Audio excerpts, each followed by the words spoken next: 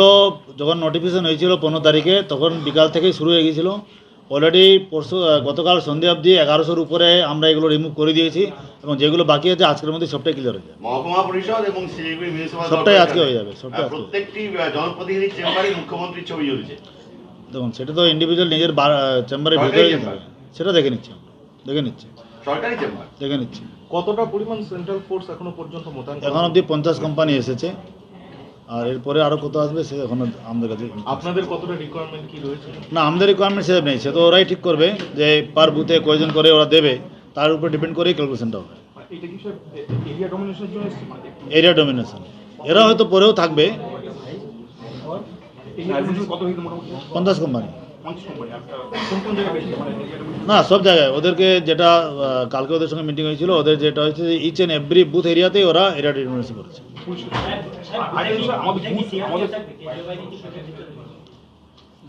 এবার নতুন কোনো পরিবর্তন বডি ক্যাম্প বা সিআরপিএফ এর কাছে? না, এখন অবধি আমাদের কাছে কোনো ইনস্ট্রাকশন। ওইটা কোনো ইউজ মানে কত কোম্পানি বুথে থাকবে বা না না, আসেনি এখন আরেকটা জিনিস আমাদের বুথ কত, মানে আমাদের তো 1465 মেন বুথ আছে, 52টা অক্সিলারি বুথ, মোট 1517। হ্যাঁ আছে আছে, লিস্টটা দিয়ে দেবো আপনাকে, লিস্টটা দিয়ে দেবো। স্পর্শকাতর এখন অবধি ঠিক হয় সময় লাগবে। জেলায় বাড়ানো হয়েছে এবং কি কি করা হচ্ছে? না, সিকিউরিটি আমাদের তো ধরুন এই যে flying squad, SST strategic surveillance team, এগুলো গঠন করা হয়েছে, এগুলো কাজ চালু করে দিয়েছে ফিল্ডে। যে কোনো ইলিগাল অ্যাক্টিভিটি হচ্ছে, ক্যাশ ট্রানজ্যাকশন বলুন, ক্যাশ ট্রান্সফার হচ্ছে কি অন্য কিছু জিনিসগুলো হচ্ছে, সেগুলো ধরা হচ্ছে। নাকা 34টা ফিক্সড নাকা আছে, আর ফ্লাইং নাকা চলছে 15টা। ক্যামেরা, সিসিটিভি ক্যামেরা সবগুলোতে আছে। এখনো কি সেনসিটিভ বুথ কতগুলো, এগুলো কি এখন? না, এখনো ক্রিটিক্যাল বুথ আপনি যে বলছেন সেটা সেটা তো আলাদা ইলেকশনের ক্রাইটেরিয়ার সঙ্গে, মানে তার সঙ্গে সেন্সিটিভের বা এই যে স্পর্শকাতরের কোনো সম্পর্ক নেই। কোন বুথগুলোতে বেশি নজর? এটা ইলেকশনে কিছু গাইডলাইন থাকে যে কত পার্সেন্ট বেশি ভোট হয়েছিল, কোনো বুথে কত কম হয়েছিল, তার উপর ডিপেন্ড করে লাস্ট ইলেকশন বিধানসভা।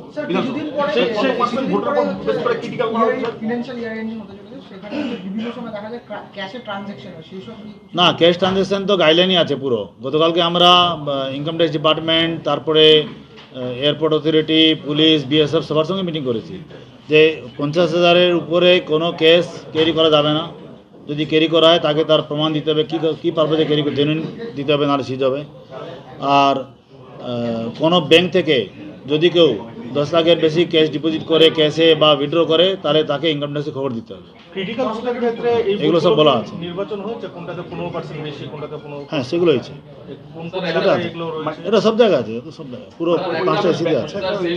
193টা এখন আমাদের আগের অভিজ্ঞতা বলছে যে সেই সব সেনসিটিভ বুথে দেখা যাচ্ছে লাঠিধারী পুলিশ থাকে, অথচ সেন্ট্রাল ফোর্স 1 কিলোমিটার দূরে বসে থাকে। এবারও কি সেটাই হবে কি? দেখুন, এরকম তো হওয়ার কথা না। ইচ অ্যান্ড এভরি বুথে যখন ইলেকশন কমিশন বলছে যে সেন্ট্রাল ফোর্স থাকবে, মানে থাকবে। অনেক জায়গায় যে অনেক দূরে দূরে বুথগুলো থাকে, সেগুলোর জন্য কিভাবে আপনারা? সেইগুলো আমরা ব্যবস্থা করেছি। তার জন্য একটা বুথে আমাদের যাচ্ছে, একদিন আগেই পাঠাতে হবে আমাদেরকে, আর বাকি সব বুথে ওই দিনই যাবে। আমরা সেই প্ল্যানিংগুলো নিয়েছি যাতে যত তাড়াতাড়ি সকাল সকাল ওই পোলিং পার্টিগুলোকে মালপত্র দিয়ে আমরা সেখানে পৌঁছানোর ব্যবস্থা করতে পারি। ইভিএম চলে এসেছে পুরো।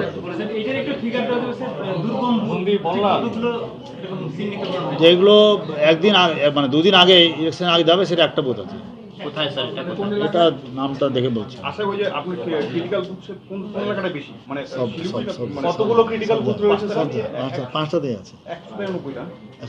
5টাতে। এইটার জন্য ক্রিটিক্যাল বুথের জন্য কি ম্যানেজমেন্ট থাকে, মানে বিশেষ ম্যানেজমেন্ট থাকে? বিষয় কিছু থাকে না, ওইটা আমাদের অ্যাডমিনিস্ট্রেটিভ ব্যাপার, মানে ওটার সঙ্গে ভোটের উপর ডিপেন্ড করে। ওইগুলো আমাদের বাকি এগুলো আছে। আর সেখানে ভোট পার্সেন্টেজটা বাড়াতে হবে না, যেখানে কম আছে সেখানে বাড়াতে পারছে। আমরা তো এই সুইপ অ্যাক্টিভিটিগুলো করি, সেই জন্য প্রচার করি যাতে ভোট দিন সবাই নিজের অধিকার প্রয়োগ করুন।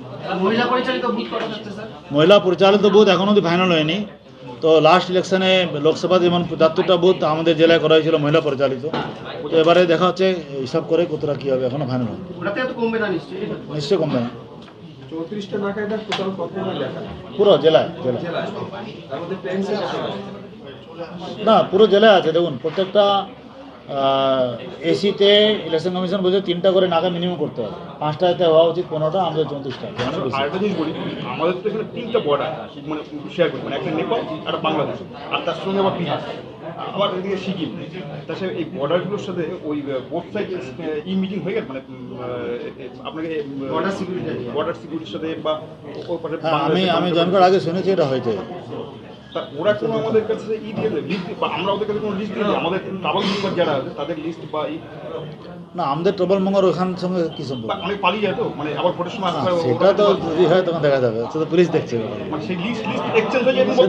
সেটা তো দেখছে, পুলিশ দেখছে তাকে। মোবাইল সেটজনটা মোবাইল সেটজন আছে, যেখানে মোবাইল নেটওয়ার্ক ধরে না, পাহাড়ে বিশেষ করে এই সমস্যাটা বেশি।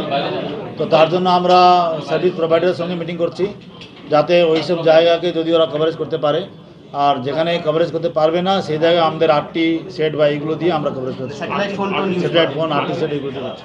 মানে কটা আছে, 10-12 কত লোক না, আছে প্রায় 35টা-36টার মতন আছে, এবং বেশিরভাগই পাহাড়ের দিকে। বেশিরভাগ পাহাড়ে আছে। আম বাগানের ভিতরেও 1-2-3টা আছে।